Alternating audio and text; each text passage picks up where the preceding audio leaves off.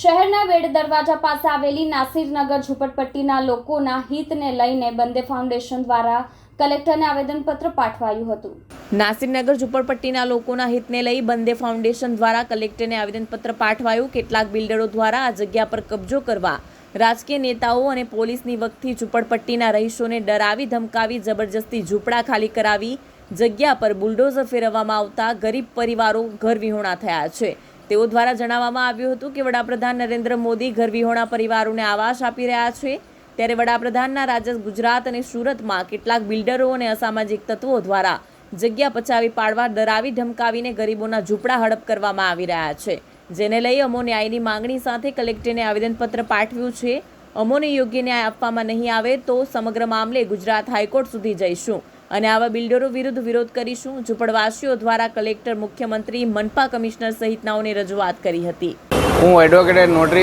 કયુમ કામિલ મણિયાર લિંબાયતથી આજે અમે સુરત શહેરના કતારગામ વિસ્તાર ખાતે આવેલ વોર્ડ નંબર 7ના નોન નંબર 1268 છેલ્લા 40-45 વર્ષથી નાસિરનગરના નામે નાસિરનગરના નામે રહેતા લોકો જે તમે અમારી પાછળ જોઈ શકો છો તે બધા અહીંયા હાજર છે। જે લોકોને હાલ તેઓના મકાન તોડી પાડવામાં આવેલ છે તથા બુલડોઝર ફરાવી દેવામાં આવેલ છે અને તેની જગ્યા પર તે લોકોને કોઈ વૈકલ્પિક વ્યવસ્થા પૂરી પાડવામાં આવેલ નથી તથા તે લોકોને કોઈપણ પ્રકારની નોટિસ આપવામાં આવેલ નથી તથા જે ત્યાંના સ્થાનિક ગુંડાઓ છે, અસામાજિક તત્વો છે, તે લોકોએ દાદાગીરી કરીને બળજબરીપૂર્વક તેઓ લોકોના મકાનો ખાલી કરાવી તોડાવીને તે લોકોને ઘર વિહોણા કરી નાખેલા છે। તેથી આજે અમે સુરત કલેક્ટર સાહેબશ્રીને રજૂઆત કરવા માટે આવેલા છીએ કે જે નાસિરનગરના રહીશો છે તે લોકોને વૈકલ્પિક વ્યવસ્થા પૂરી પાડવામાં આવે તથા જે જગ્યા ઉપર તેઓ લોકોના મકાન હતા તે જ જગ્યા ઉપર તેઓને ફરીથી તેઓના મકાન બંધાવી આપવામાં આવે તેવી અમારી માંગણી છે। मोहसिन शेख है, मैं बंदे फाउंडेशन चैरिटेबल ट्रस्ट का प्रेसिडेंट हूँ। आज हम लोग कलेक्टर ऑफिस में हमारी मांग लेके आए कि नासिरनगर नाम की एक झुपड़पट्टी थी जो कतारगाम में पालिया ग्राउंड के नाम से फेमस है। आप सभी को पता होगा कि आज से 1-1.5 साल पहले वो बस्ती को बलजबरी से कुछ असामाजिक गुंडों का सहारा लेकर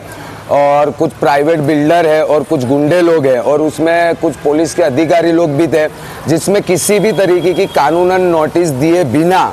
या किसी भी तरीके का कुछ वल्तर या कोई वैकल्पिक व्यवस्था किए बिना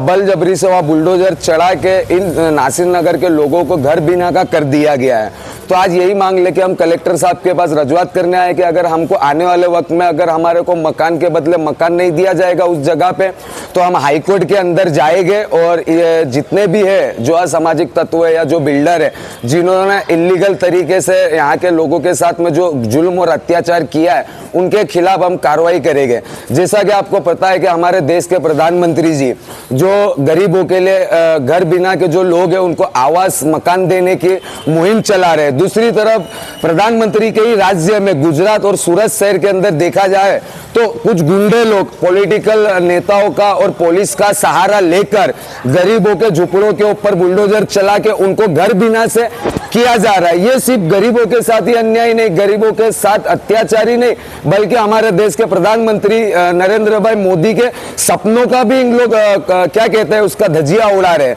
तो ऐसे असामाजिक तत्वों और गुंडों के ऊपर कानूनी कार्रवाई की जाए और नासिरनगर के लोगों को उसी जगह के ऊपर जो उनका मकान बना के उनको दिया जाए और अगर आने वाले वक्त में नहीं देंगे तो हम हाई कोर्ट या सुप्रीम कोर्ट का दरवाजा खटखटाएंगे।